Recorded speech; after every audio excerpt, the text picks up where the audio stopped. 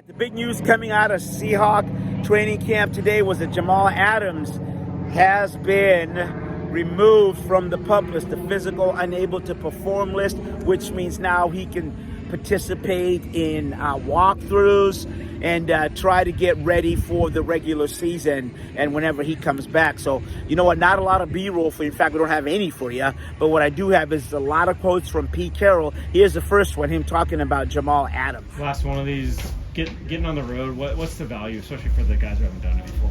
Yeah, this is real important. We make a big deal about it, about making the trip and all that takes in. Because we're going to practice it. Is really what it is. We're practicing it, and we do all the stuff that we do. We didn't make it a 2-day trip this time because we just wanted to get another really good week and not break it up. Last year we broke our weeks up, and it wasn't as smooth as it's been. This has been a better camp for us in that regard. So this is part of it. But we'll still get a 1-day trip in. We got to practice it anyway. So take advantage of that. When it comes to Drew Lock, his command of the offense, what have you seen the first couple of preseason games? I think he's really rolling. I think he's fine. I can't wait to see him play again this week, and get out there and do it again. I know that the first week was had a feeling about it. The second week had a different feeling about it. And I think he'll be able to feel much like he did in week 2. He's comfortable with it. He knows he's going out. He knows he's going to get some play time, and he'll be able to work his game. He's really impressive. He does great stuff every day on the practice field, throws and decisions and movement. We would do everything that we can think of doing with him as we're doing. And it's a good step for him, a good stage as he's preparing to get back. We look at these weeks; they go by quickly now. And if he would continue to stay on PUP, he wouldn't be able to get any of our football work. So he'll jump into the routine like we've been doing with our guys about walkthroughs and things like that, so that he can start to break the huddle with the fellas and make the calls and get aligned and make the adjustments and all that, and get his mind rolling in that direction. There's no other way to do it. So this is a good time for him to pop back. He's ready to go. He's working really hard. Yeah, again, I tell you guys, if you watched him work out, you would never know that any wrong. But he's still trying to make his strengths and get everything up to max, and we're going to do it.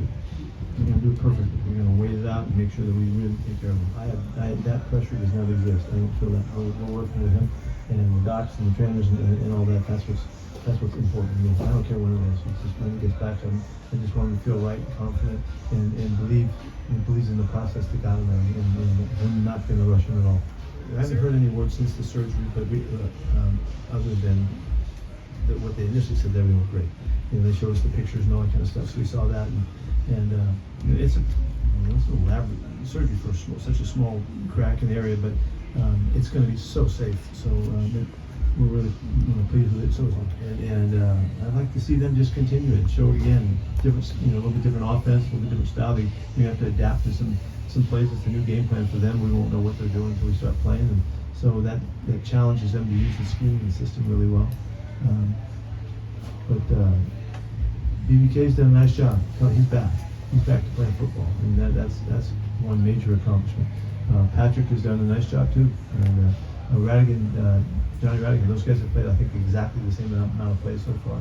And so we'll see if we can kind of even that out again this game and give them every shot to show where they fit. All right, so there you have it. Pete Carroll talking about various players who will see action and everything else. And I do know that, according to Pete Carroll, the good news is that Jaxon Smith-Njigba, the surgery went well, and they're still on the timeline.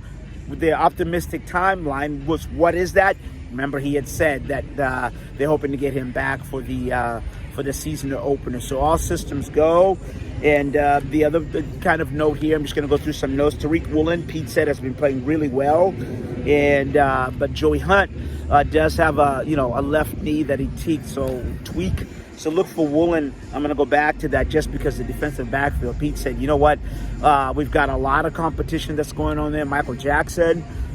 Obviously Trey Brown, and he did say Devin Weatherspoon will practice next week, which is just in time so that he can get in the mix. Doubt that he would be back in time to start at cornerback, but I think all along, the goal was to try to get him in a slot position. So we'll just have to kind of wait and see with that. So yeah, you're going to see a lot of the second teamers in there trying to solidify their job, and some of those second teamers I actually have to look behind their back because the third teamers are trying to make a roster spot. So there you go, from the VMAC in Renton, the Dallas Cowboys, the Seahawks are ready to take on the Green Bay Packers after beating the Dallas Cowboys. And so up next for the Seahawks is the Green Bay Packers in Lambeau Field. So from the VMAC in Renton, I'm Asvita Mara.